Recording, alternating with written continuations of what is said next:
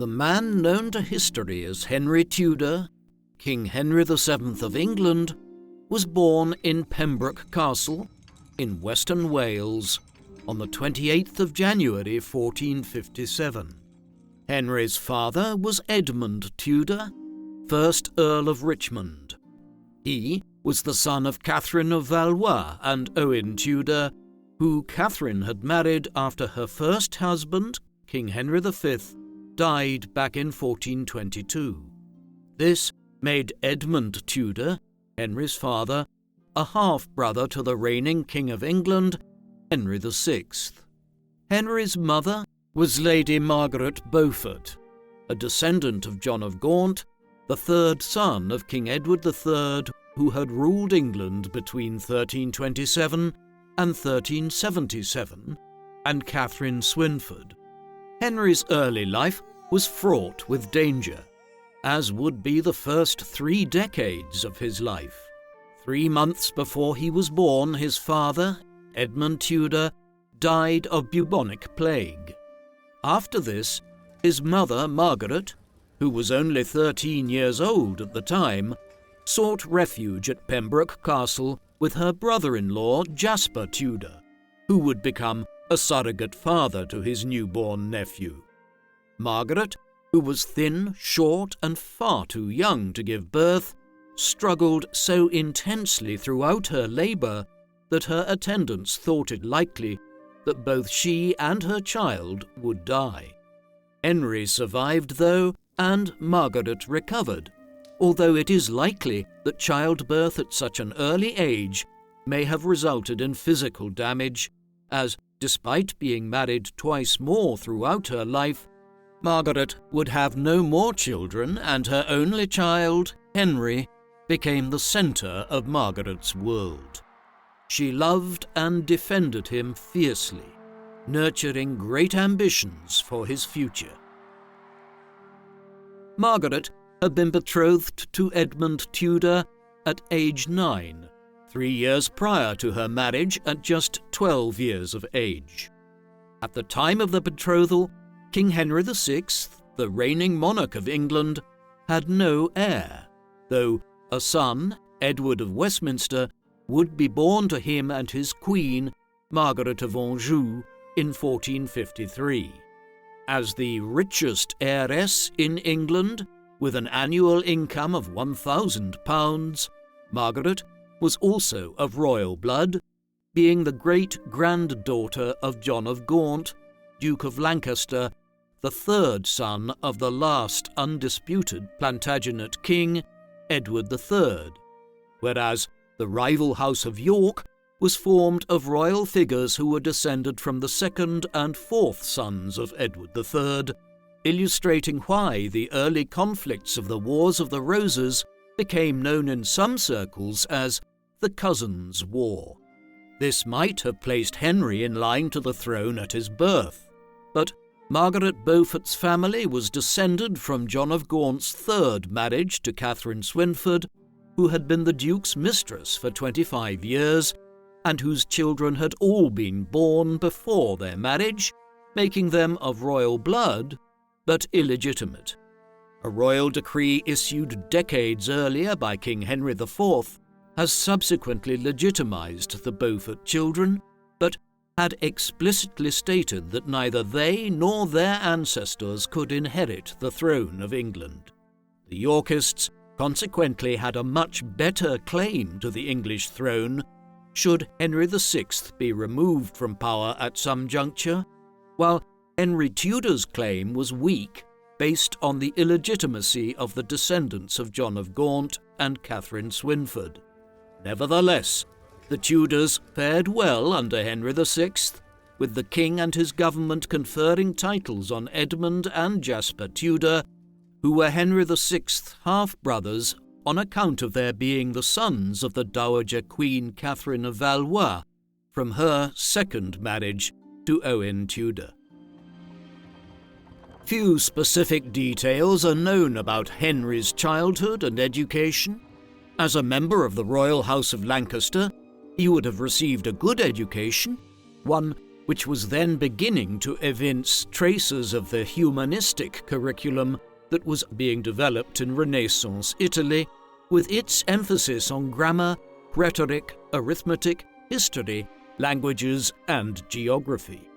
His guardianship and place of residence changed several times during his childhood and adolescence, often with little warning.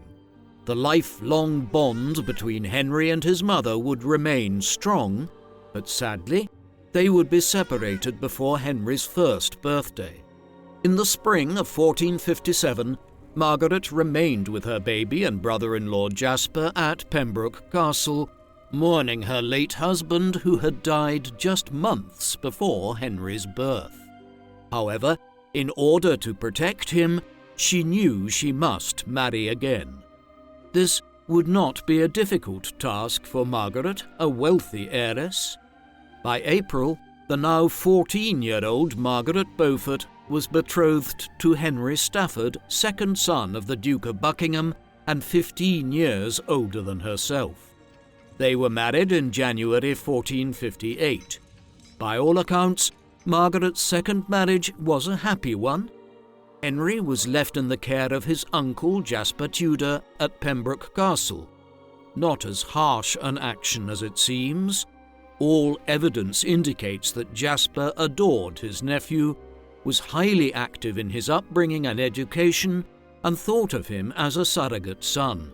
Moreover, both Margaret and Stafford visited Henry and Jasper at Pembroke Castle periodically. Like most other people in England at this time, Henry's life was intrinsically tied up in the changing fortunes in the Wars of the Roses.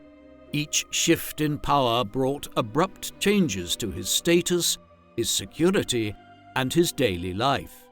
King Henry VI had ascended the English and French thrones back in 1422 when he was 9 months old, owing to the premature death of his father, King Henry V. At that time, England was in a strong position, only a few years earlier having gained an immense victory over the French at the Battle of Agincourt as part of the 100 Years' War. But Henry VI's reign was marked by a dramatic decline in England's fortunes, Henry's regency creating infighting amongst the English nobles who vied for influence over the child king. To make matters worse, as Henry VI approached adulthood, he began suffering from periodic mental health issues, frequently lapsing into bouts of dementia-like confusion and sometimes near catatonic behavior. The king's precarious health and long periods of unresponsiveness resulted in a breakdown in governance and authority and allowed the opening of a power vacuum. Power now rested with those closest to this weakened king, and the Yorkists would grow resentful of what they viewed as the corrupt exploitation of Henry's vulnerable state by his Lancastrian ministers and advisers. They would also blame the steady losses of Henry V's gains in France on the Lancastrians and distrusted Henry's queen, Margaret of Anjou, a French woman whom they resented for taking an intensely active role in governance and military matters on her husband's behalf. Meanwhile, the Lancastrians actively worked to keep the Yorkists, their Plantagenet cousins, from reaching for the throne themselves. Tensions between those surrounding the king rose throughout the 1450s, breaking out into violent hostility by the spring of 1455, and over the next 5 years, hostilities would continue to escalate, leading to the Yorkists being accused of treason, leaving them with little choice but to fight to win the throne. The leader of the Yorkist faction, Richard, Duke of York, had declared his claim to the crown and commenced a civil war to press that claim from the mid-1450s onwards. When he died at the Battle of Wakefield on the 30th of December 1460, his eldest surviving son and heir, the 18-year-old Edward, took up his father's claim and his cause, ultimately winning a crushing victory against the Lancastrians at the Battle of Towton in North Yorkshire on the 20th of March 1461, which was one of the bloodiest conflicts ever to have taken place on English soil in terms of lives lost. Approximately 50,000 troops were engaged at the peak of the 12-hour battle, and upwards of 15,000 were killed or wounded. On the 28th of June 1461, Edward of York was crowned King Edward IV at Westminster Abbey, and Henry Tudor's life changed forever. The first years of the new king's reign saw him attempt to consolidate his rule by removing or disempowering other claimants to the English throne. Henry VI was captured by the new king, but his wife, Queen Margaret, fled to France with her young son Edward of Westminster, the Lancastrian Prince of Wales.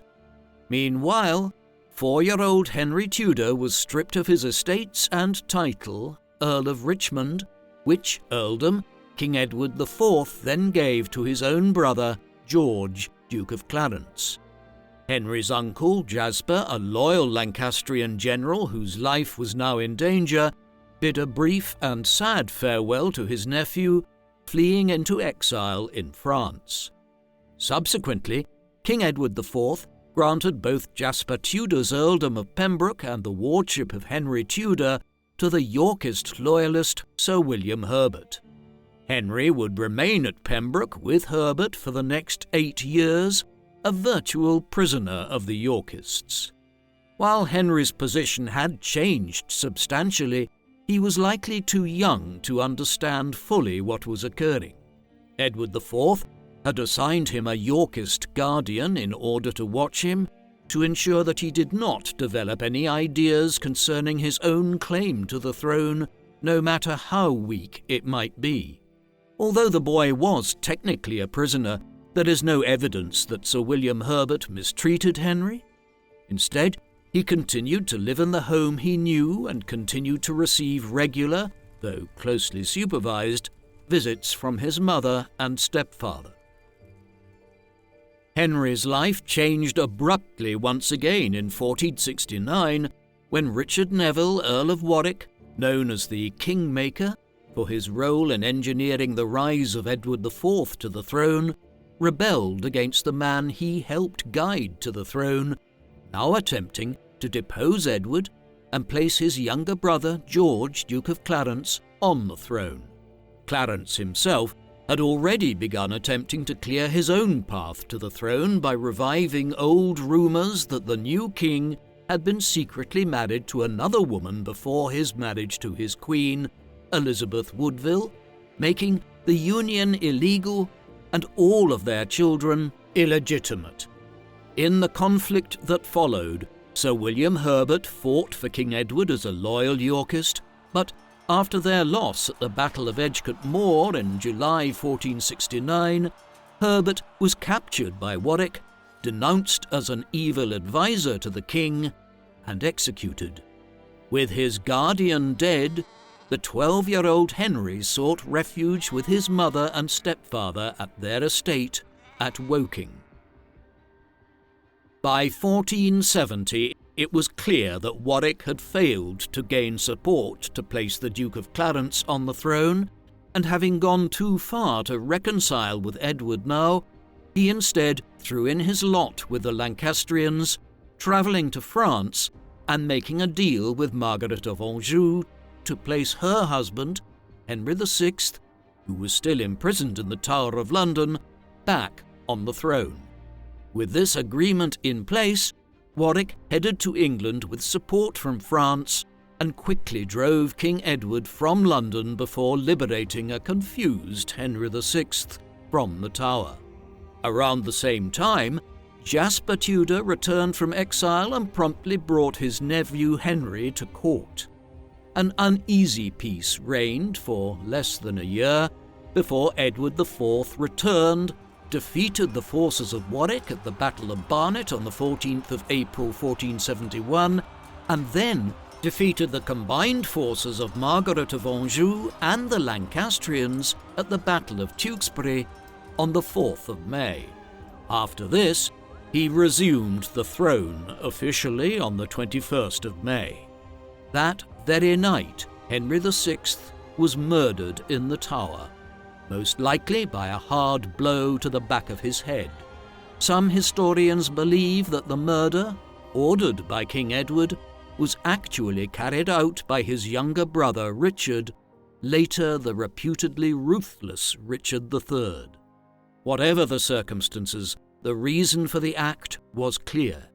Edward was not willing to risk allowing Henry VI to become a focus of further conspiracies against his rule.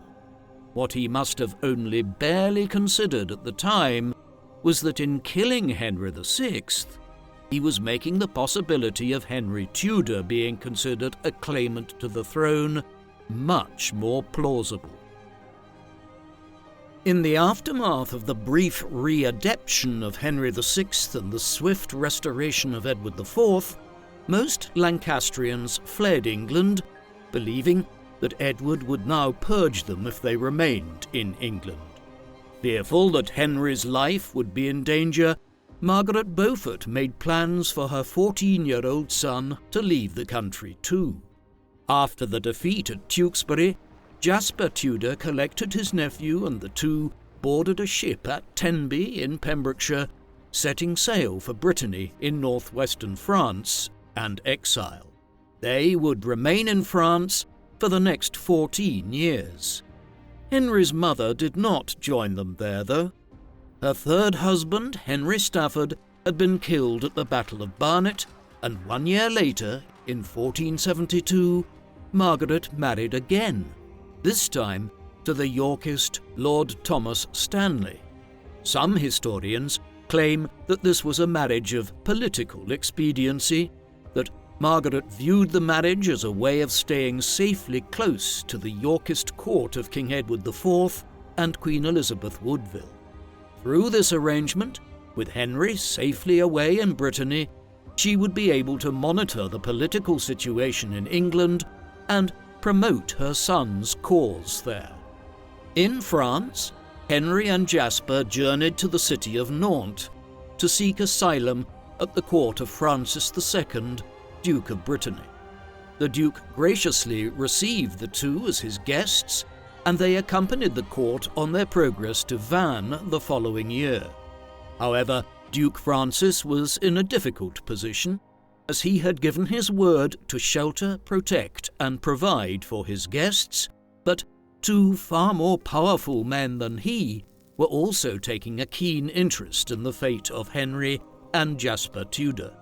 From England, King Edward IV continually demanded that Francis extradite them back to England. Edward's goal was undoubtedly to eliminate the last living Lancastrian claimant to the throne now that Henry VI was dead, while his son, Edward of Westminster, had also been killed following Edward's victory at the Battle of Tewkesbury. Duke Francis also had to consider the wishes of King Louis XI of France, who was first cousin to Jasper and second cousin to Henry, who also wanted to keep the Tudors safe as potential bargaining chips with England if Edward was minded to recommence the 100 Years' War in France. Duke Francis therefore had to maintain a delicate balancing act, keeping both King Edward IV of England and King Louis XI of France at bay while protecting his two Tudor guests. Eventually, Francis took the decision to separate the pair, sending Jasper to the Château de Josselin in the heartland of Brittany and Henry to the Château La Goë, originally a military fortress in the town of Elvin.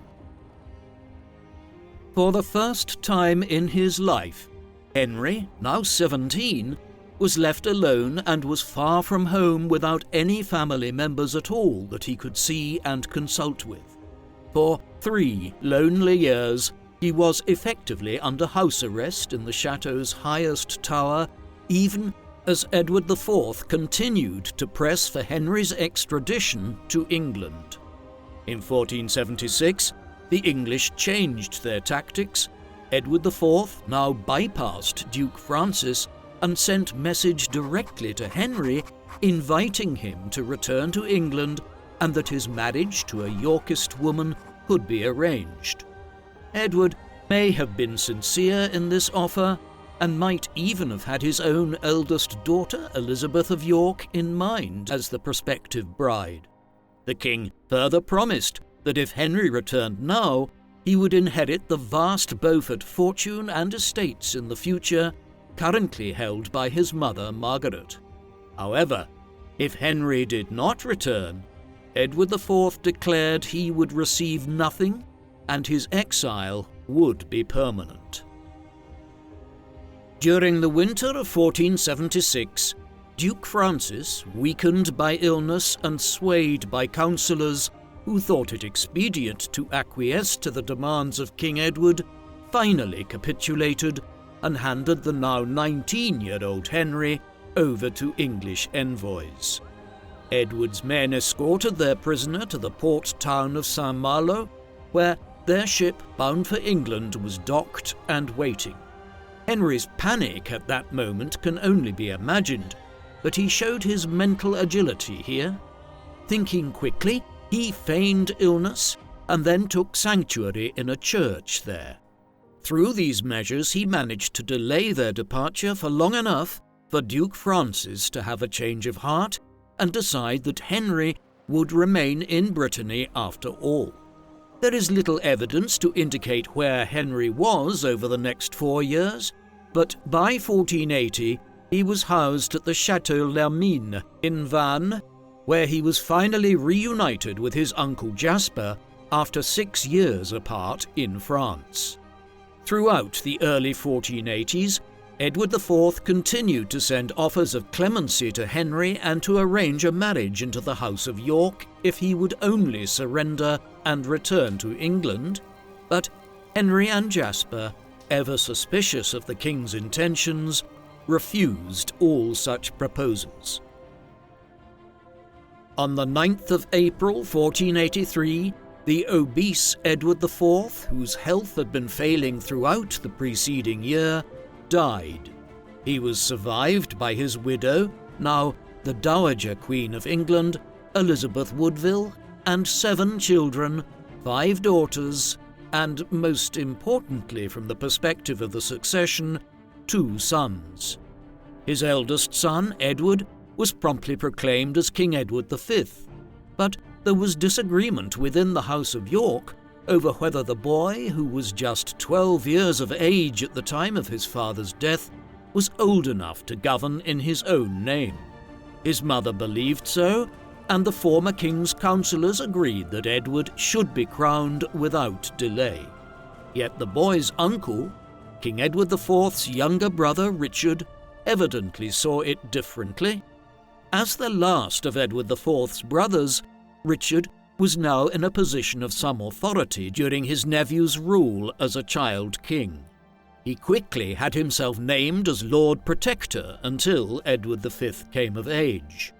Within only a few days of their father's death, Richard had Edward V and his younger brother Richard of Shrewsbury detained and placed in the Tower of London, claiming that this was for their own safety and that there was a plot afoot to usurp Edward.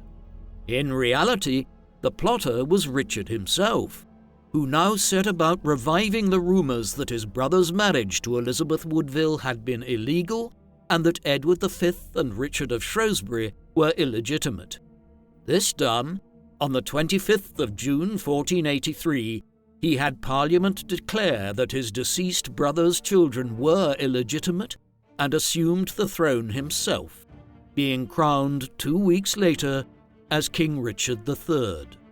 The fate of his 2 nephews, known to posterity as the Princes in the Tower, remains a mystery. Richard almost certainly had them killed around the time he usurped the throne. Up until 1483, it seemed that the Wars of the Roses were finished and the Yorkist line had triumphed. Richard's actions changed matters, as many people, both supporters of the Yorkist and Lancastrian cause in years gone by, were disgusted by Richard's actions. Many former supporters of King Edward IV absconded to France and began contacting the 26-year-old exile Henry Tudor, still sheltering in Brittany, and his uncle Jasper.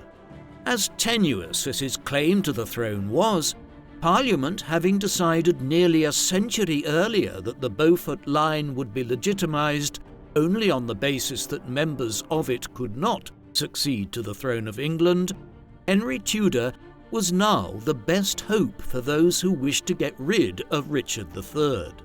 Over the next 2 years, disaffected Englishmen who were unhappy with Richard III's regime flocked to Brittany to join the growing Tudor cause. Meanwhile, back in England, as opposition to Richard's rule crystallised, over the disappearance and assumed murder of the princes in the Tower, Henry's mother, Margaret Beaufort, entered into secret negotiations with Elizabeth Woodville, the Queen Dowager, proposing that if she offered support to Henry's cause, he would subsequently marry Elizabeth and Edward IV's eldest daughter, also named Elizabeth, once he was King of England, in the process reconciling the various factions and bringing the Wars of the Roses to an end.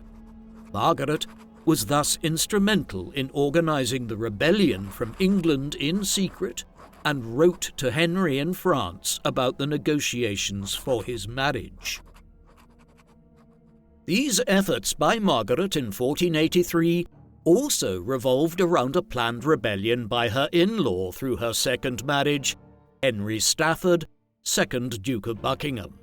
In the late autumn of 1483, he revolted against Richard III, the plan being for Henry to cross from France with his supporters to join him. With ships, men and supplies loaned from the Duke of Brittany, Henry attempted to sail for England, but was prevented from doing so for several days by inclement weather conditions in the English Channel. Richard promptly crushed Buckingham's rebellion and had the Duke executed. Aware that Henry's mother had been involved, the king also confiscated her estates and income and placed her under house arrest. Richard also immediately demanded of the Duke of Brittany that he would extradite Henry Tudor back to England.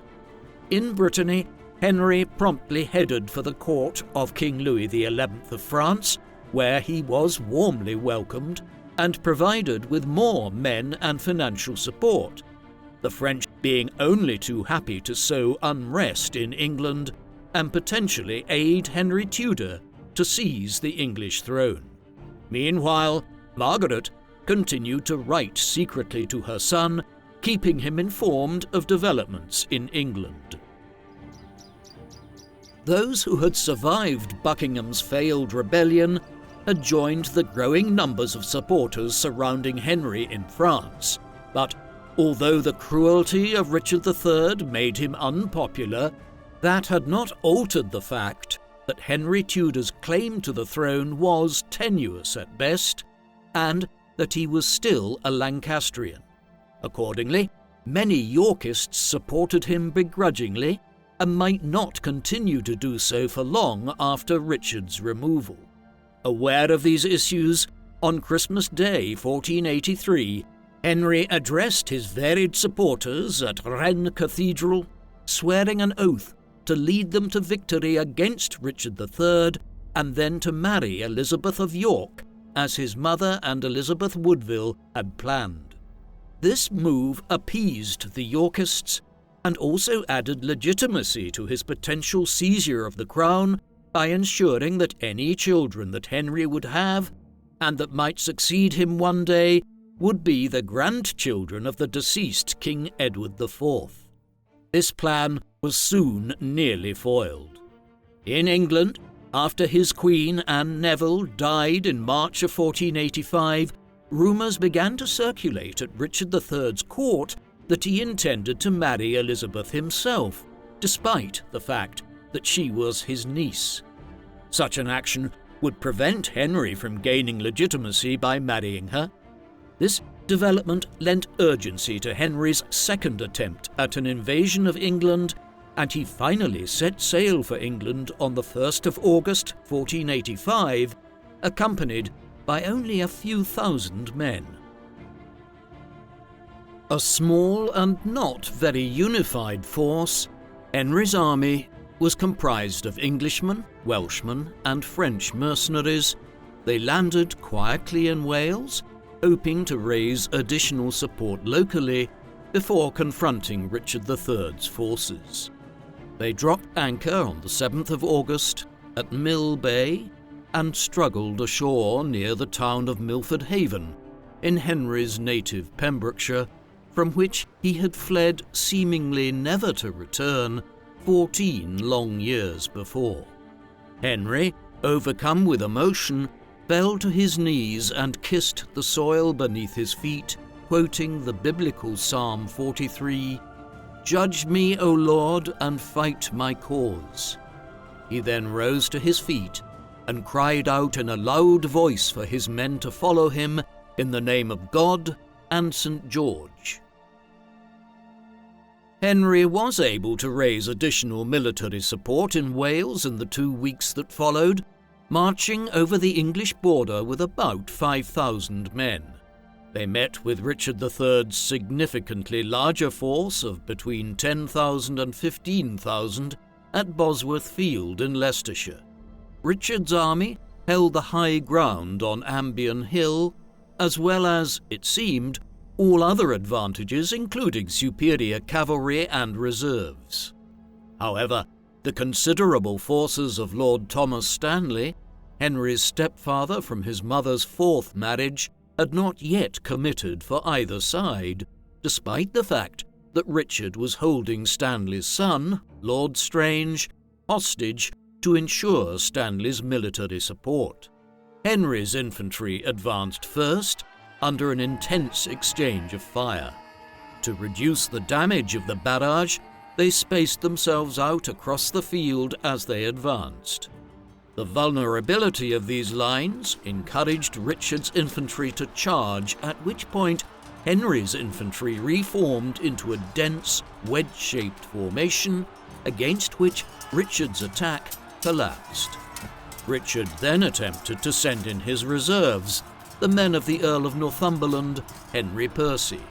It is unclear why Percy's men failed to charge. Northumberland may have been waiting to see what Lord Stanley would do. It is also possible that he and his men may have been constrained from mobilization by the marshy ground, but Richard, it seems, had grown too impatient to wait any longer. He had sighted Henry at the rear of his army with a small cavalry contingent. Assembling a retinue of his household knights, Richard led a charge down the hill towards the bodyguard surrounding Henry Tudor. Richard charged boldly across the field on his horse. In the moments that followed, he killed Henry's standard-bearer and came within feet of Henry himself. The moment of Richard's attack, however, was the same moment Lord Stanley gave his men the order to join the battle on Henry Tudor's side. Richard and his men were immediately overwhelmed, not only by the quick reformation of Henry's infantry, but also by the cavalry charge led by Lord Thomas Stanley's brother, William. Richard was surrounded and his own troops were cut down around him. Brandishing his sword, he cried out that he would die a king on the battlefield. This is exactly what happened. Shortly afterwards, Richard III was knocked from his horse, impaled by an unknown Welsh pikeman, and was then viciously beaten to death by Henry's men. Lord Stanley, who had not fought at all during the battle, then rode across the field towards Henry, stopping to collect the crown from the mutilated body of Richard III, which he then placed on Henry's head. With victory at Bosworth Field, Henry Tudor became King Henry VII of England. The odds against Henry had seemed nearly insurmountable, but he had achieved what no one, except perhaps his mother, thought he would. He had won the throne of England. Many challenges lay ahead, though. He now had to establish and build a stable regime into a dynasty that would outlast him. This would be no easy task after decades of civil war in England, and from the vantage point of 1485, Henry must have assumed that a claimant to the throne would soon emerge to challenge him, much as Richard III, Edward V, Edward IV, and Henry VI had all been challenged since the 1450s. Thus, one of Henry's first actions was to imprison the 9-year-old Earl of Warwick, son of George, Duke of Clarence, a nephew of Edward IV, and the last known male Yorkist claimant to the throne. Henry also issued pardons and favours to his supporters. He conferred the high honour of the title My Lady the King's Mother on Margaret Beaufort, who did not fail thereafter to sign herself Margaret R, or Regina, even though she had never been crowned queen.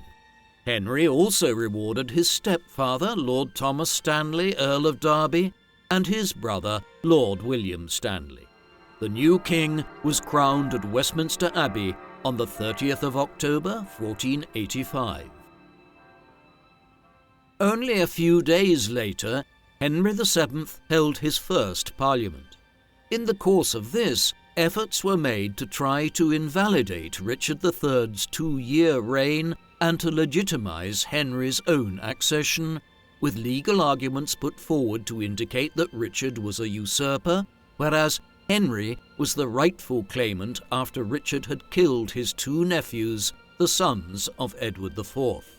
The Parliament also overturned the decree issued by Richard's Parliament, which had declared the marriage between Edward IV and Elizabeth Woodville illegal and rendered their children illegitimate in the process. This legitimized Henry's future bride, Elizabeth of York, and ensured that any children he might have with her would be considered legitimate. Finally, Henry also undertook efforts at this time to rewrite the history of his fight for the throne.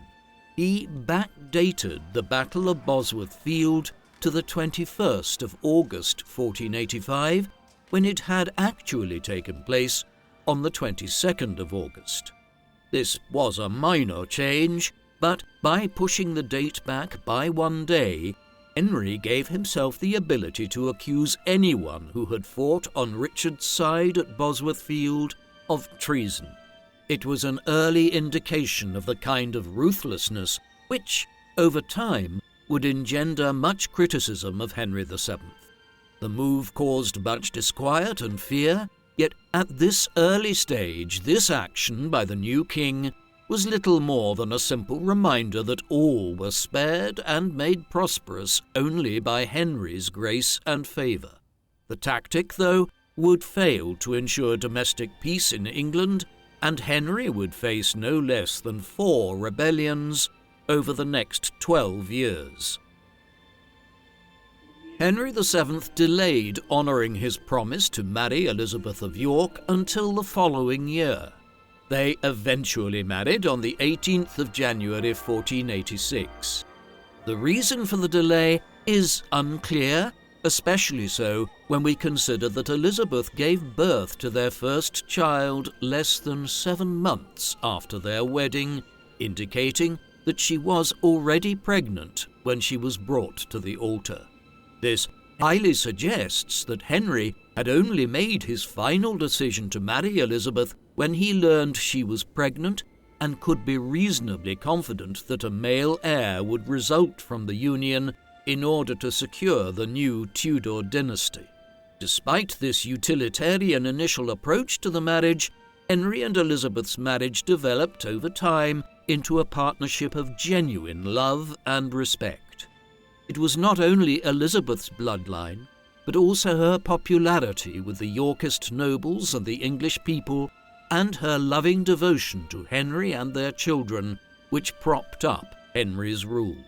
Their marriage is somewhat unique in the medieval and early modern history of England, as Henry VII is not believed to have ever taken a mistress during his marriage.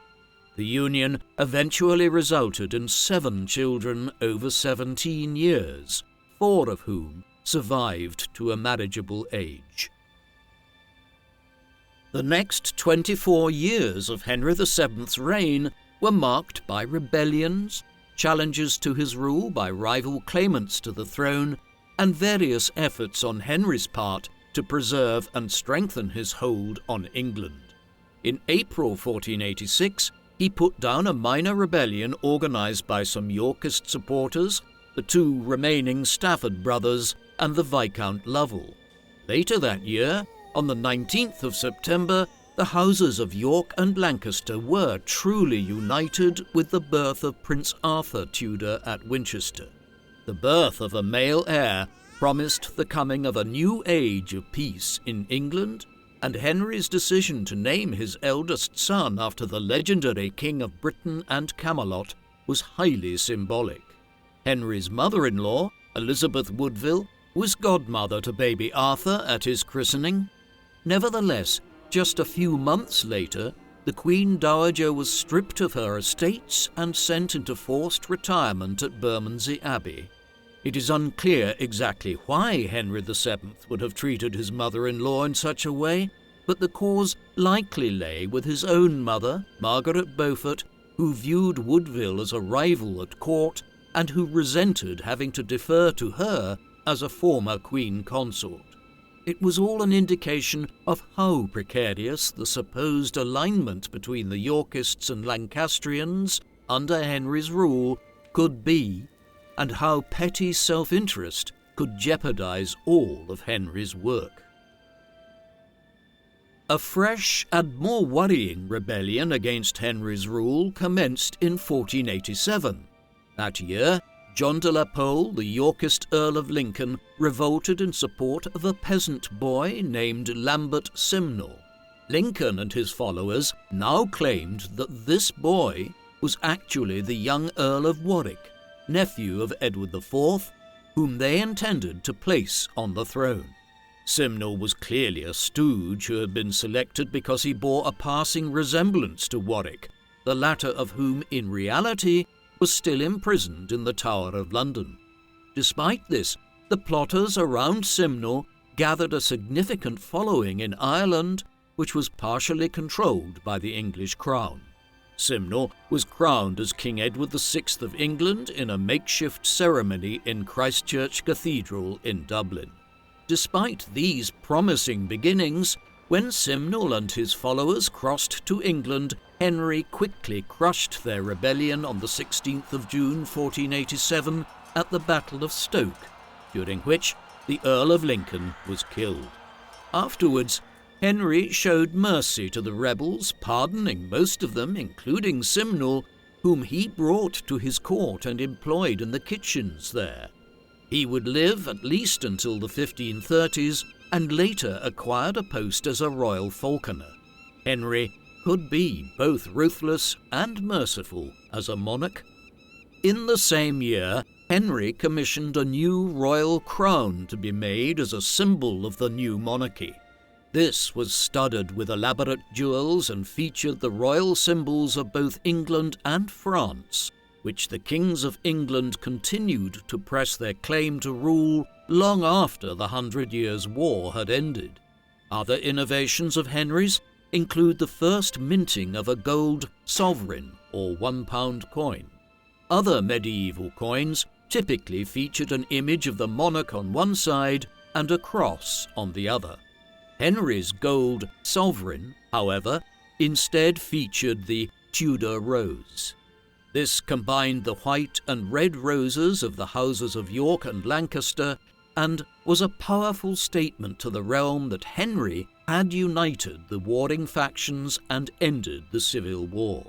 He also invested heavily in architecture and ornamentation to bolster his rule, building the impressive Richmond Palace on the banks of the River Thames near London. This was built around 1500 and would remain one of the foremost royal residences in England for a century and a half before being largely destroyed at the time of the English Civil War in the middle of the 17th century. King Henry and Queen Elizabeth's family continued to grow throughout the first decade of their marriage. On the 28th of November 1489, Elizabeth gave birth to their second child and eldest daughter, whom they named Margaret after Henry's mother. 2 years later, on the 28th of June 1491, their second son, named Prince Henry after his father, was born. Their fourth child, another daughter, arrived in July 1492 and was named Elizabeth after her mother, but she only lived for 3 years at a time of high levels of infant mortality. 4 years after the ill-fated Elizabeth's birth, on the 18th of March 1496, Elizabeth was delivered of her last child to survive to adulthood, Mary. While Henry VII was widely known as a friendly but nonetheless sober, cautious and reserved personality, he thawed considerably with his wife and children and apparently encouraged and enjoyed his close family life. Back in the mid-1480s, King Louis XI of France and his successor Charles VIII had been allies of Henry Tudor. This amicable relationship with the French could only last so long, though. In 1491, the French invaded Brittany, Henry's former home and the seat of his closest allies during his exile. Henry responded by declaring war on France. Parliament was reluctant, however, to vote funding for this venture and made their grant conditional on a promise that the war would be of short duration. Henry was, therefore, delayed from setting sail for France until October, nearly the end of the campaigning season, and after only 3 weeks on campaign, the French offered Henry peace terms. Within weeks, Henry agreed to withdraw in exchange for an annual pension of £12,500 from the French king. It was a relatively shrewd move on Henry's part, yet for many Englishmen, who viewed war with France and the reimposition of England's claims to regions like Normandy as a point of English national honour, this was perceived as a cowardly move. In the 1490s, Henry had to deal with fresh unrest emanating again from Ireland as word reached England that a young man who had spent time there called Perkin Warbeck was claiming to be Richard of Shrewsbury, the younger son of King Edward IV. In reality, Warbeck was another impostor. His background is shrouded in legend, although most historians agree that he probably hailed from the Low Countries and had been plucked from obscurity there by the Countess of Burgundy, a sister of the deceased King Edward IV, on account of his resemblance to Richard. These claims were worrisome. Henry's kingship was predicated on the understanding that Edward IV's sons had been killed by Richard III, and that he had the strongest claim to the throne as a result. Moreover, unlike Lambert Simnel before him, Warbeck was at large for several years and acquired powerful allies in Scotland and on the continent, as well as in Ireland. He also was an active rebel, unlike the passive Simnel. In order to meet this challenge, as Warbeck prepared to invade England, new taxes were imposed by Henry in England. These, in turn, sparked outrage and rebellion in Cornwall, leading to a general rebellion across southern England in the summer of 1497. It was only suppressed following military clashes near London itself, and Henry's wife and children had to take refuge in the Tower of London for their safety at the height of the emergency. On the 17th of June 1497, Henry VII defeated the Cornish rebels at the Battle of Blackheath, also known as the Battle of Deptford Bridge. 4 months later, on the 5th of October, the man claiming to be Richard, Duke of York, Perkin Warbeck, was finally captured in Hampshire and imprisoned in the Tower of London. After extensive interrogation, he finally signed a full confession, stating that his claim to the throne of England had been fraudulent and that his real name was indeed Perkin Warbeck, while he was a common Flemish man from the town of Tournai in what is now Belgium. With this, Henry was able to broadcast to the realm that this man was not the returned son of Edward IV. After a failed attempt to escape from the Tower in November 1499, Warbeck was executed, bringing to an end a 4-year episode which ended up costing Henry over £13,000, an enormous sum in the late 15th century, and creating huge unrest across the kingdom at the same time. Following the Warbeck emergency, Henry began turning to more calculated ways of strengthening his grip on power, specifically by employing a cohort of ruthless administrators who would build up a secret service to monitor the political world of the English court and the towns, and also to engage in a more absolutist form of government, one which would extract as much money as possible from the country. Through these means, Henry would develop a more efficient method of ruling and secure the Tudor dynasty against all enemies. This was royal absolutism over a century before it first emerged in France.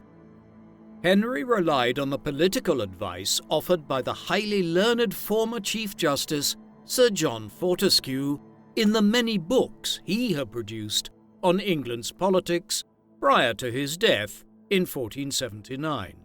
He wrote a highly influential book on statecraft, often referred to simply as The Governance of England, but whose original title was The Difference Between an Absolute and a Limited Monarchy. Fortescue had spent his life observing the differences between English governance and that of France, and had concluded that the English king's inability to impose taxes without the consent of Parliament was the crucial difference between the monarchies of England and France.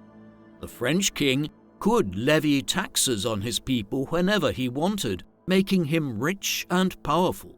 The common people of England, on the other hand, were far more prosperous and had placed limits on the English crown's ability to raise taxes.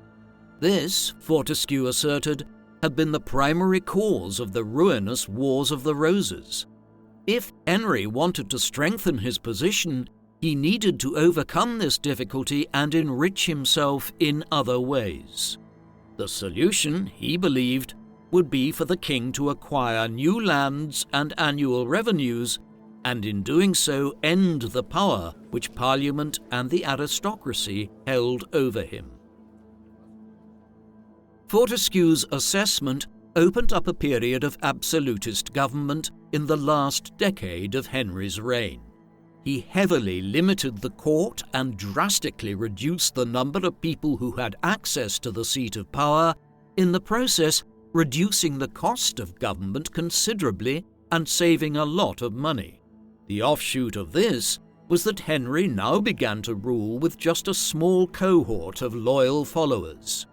Henry also strengthened his network of spies and began to acquire more lands and revenues by pressuring his nobles to sell their property to him wherever he could. His administrators took personal charge of England's finances, micromanaging the collection of taxes and other matters which traditionally had been left to local lords and elites to oversee. All of this was deeply resented by the political nation, yet there was also no denying that it was effective. During the last 12 years of his reign, the crown became financially self-sufficient, and between 1497 and 1509, Henry only had to convene one brief parliament in the spring of 1504. Another often overlooked element of Henry's policies during these years was his attitude towards Ireland. The English crown had conquered much of the neighbouring island in the 12th and 13th centuries, only to see an Irish resurgence push them back to Dublin and its hinterland in the 14th and 15th centuries. Moreover, not only was English rule there weakened, but the support both Simnel and Warbeck had acquired on the island demonstrated that even the lords of English blood in Ireland had become a liability to the English crown. Henry set about a more interventionist policy, sending Sir Edward Poynings to Ireland in 1494. Over the next several years, he introduced several major reforms and held a parliament, notably passing Poynings Law, a legal instrument which dictated that any legislation which was to be passed through an Irish parliament had to be reviewed by the government in England first. This would have constitutional implications for Ireland for the next 300 years. Henry also canvassed opinion on leading an army to Ireland to engage in a military conquest of the rebellious English lords and the native Irish lordships there, though in the end he decided this would be too costly and continued to allow the powerful Earls of Kildare to manage the Dublin government on his behalf. These years also saw Henry attempting to forge a powerful alliance with the two united kingdoms of Spain, Aragon and Castile, by marrying his eldest son and heir, Prince Arthur, to the Spanish Princess Catherine of Aragon. On the 12th of November 1501, London crowds cheered as the 16-year-old Catherine passed through the city to the palace at Westminster. 2 days later, on the 14th of November, Arthur and Catherine were married at St. Paul's Cathedral in London, departing after a further 10 days of feasting, tournaments and entertainments for Ludlow Castle and their married life in the Welsh Marches. Having cemented such a prestigious marriage for his eldest son and heir, which had brought with it a very substantial dowry, Henry's legacy now seemed secure. However, less than 6 months later, disaster struck. In March 1502, Prince Arthur fell ill, possibly with the sweating sickness, a mysterious disease that regularly swept through Tudor England, the exact nature of which remains medically unclear to this day. On the 2nd of April, he died. Henry and Elizabeth were grief-stricken by Arthur's death. Henry's screams of anguish shocked members of the court who were not used to seeing their typically reserved monarch behave in this way. Arthur's funeral, while magnificent, was observed rather quietly at Worcester Cathedral, far from the crowded streets of London. The political fallout from the prince's death was immense. Prince Henry was now the only remaining male heir to the throne. To compound matters, less than a year later, Henry's wife died on her 37th birthday owing to a complicated pregnancy.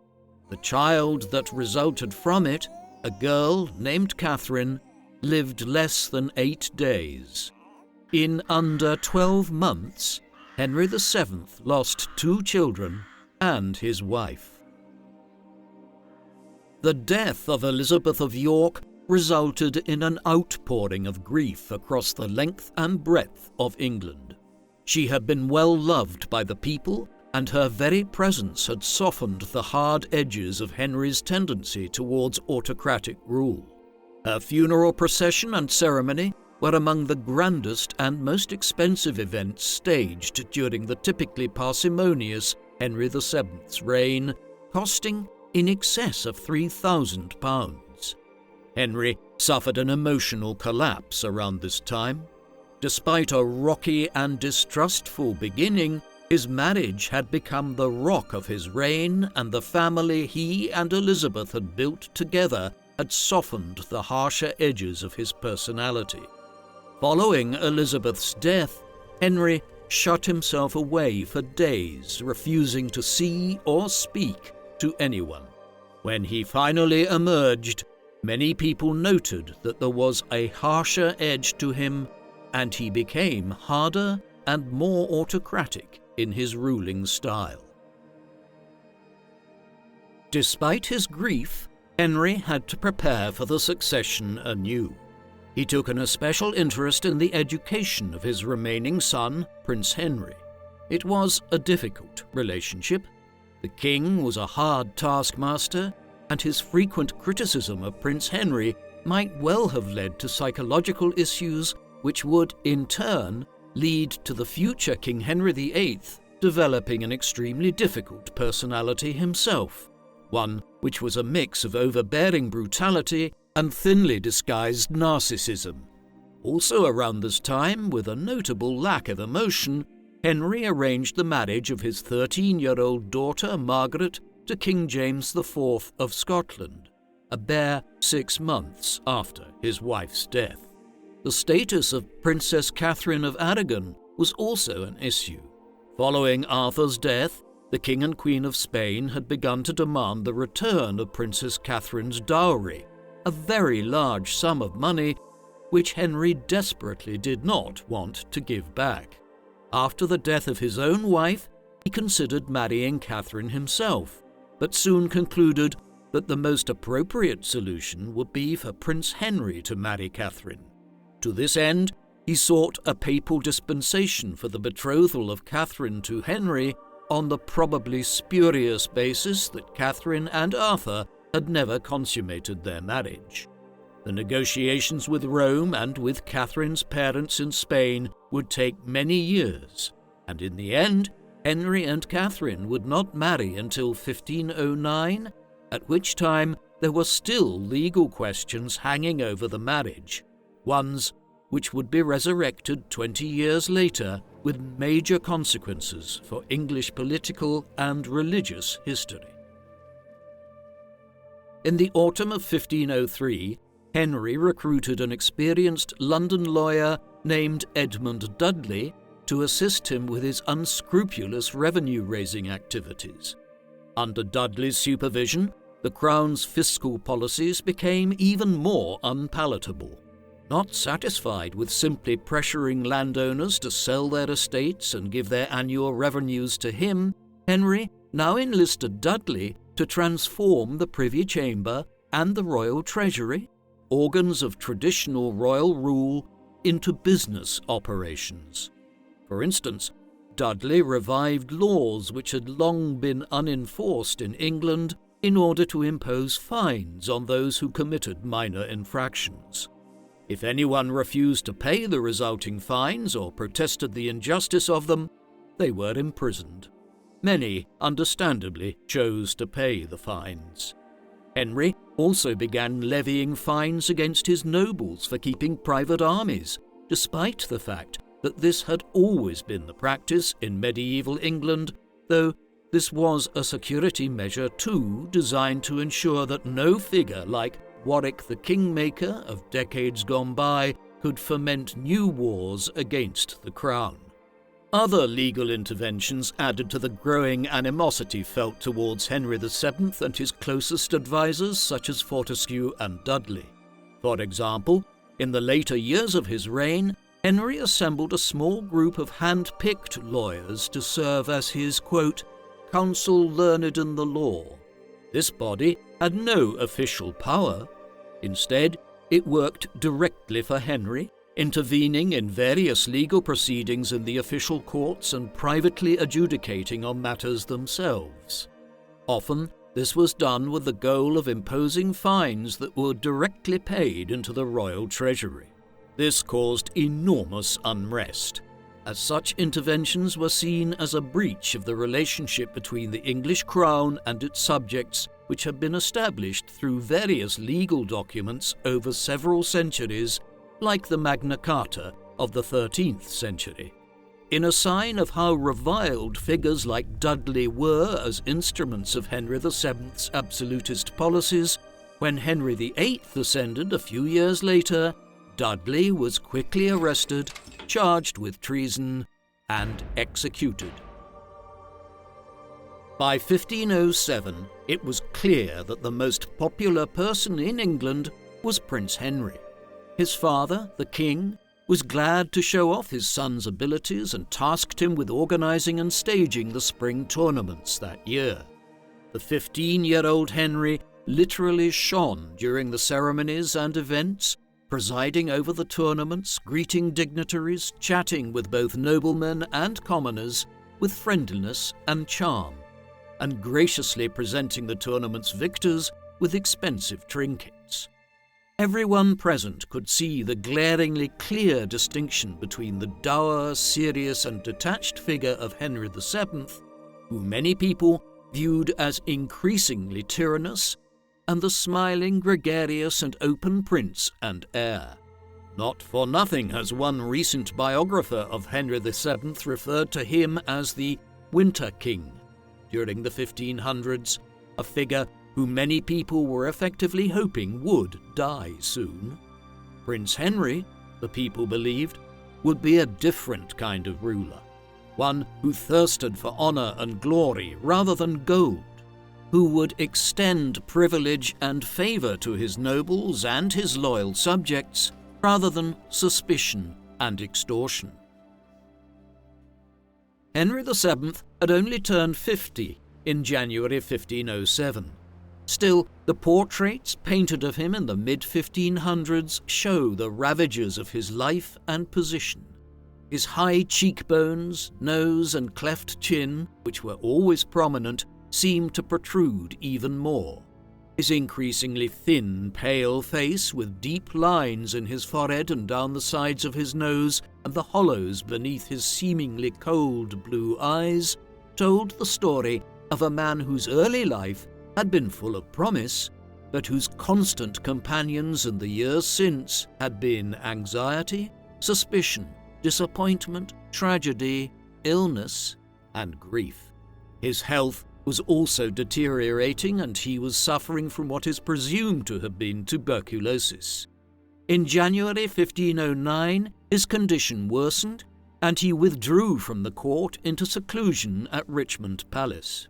Finally, on the 21st of April 1509, Henry VII, King of England, died.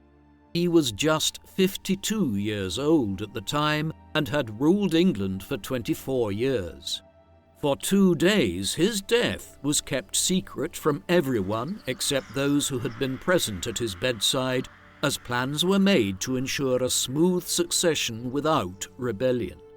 Henry's council members were determined that there would be no new civil war, and all measures were taken to make sure that King Henry VIII was secure on the throne before proclamations were issued that the old king had died. By the time he died, Henry VII was much resented by the English public and the political nation of nobles, courtiers, local officials, and magistrates. He seemed to be little missed by most of the court, with the exception of his mother and some of his closest advisers.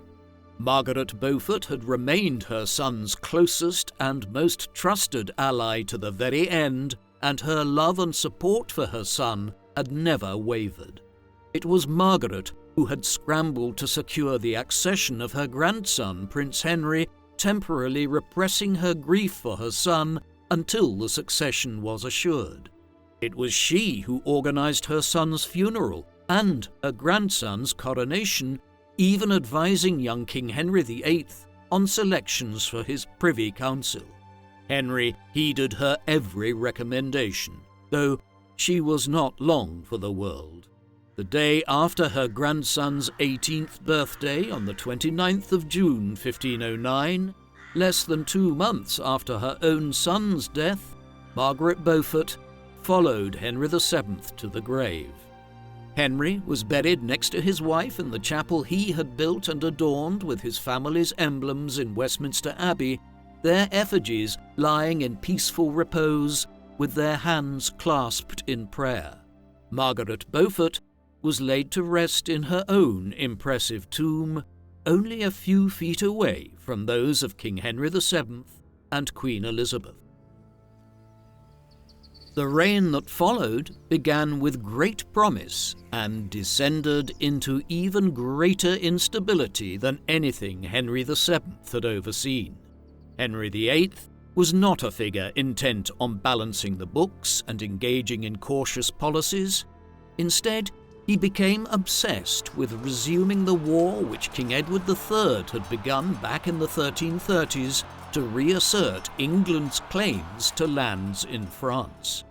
He went to war with the French on 3 occasions, effectively bankrupting the English state in the process and achieving virtually nothing other than securing the town of Boulogne in northern France for a few years before it was quickly lost again to the French. He is much more well known for his marital affairs.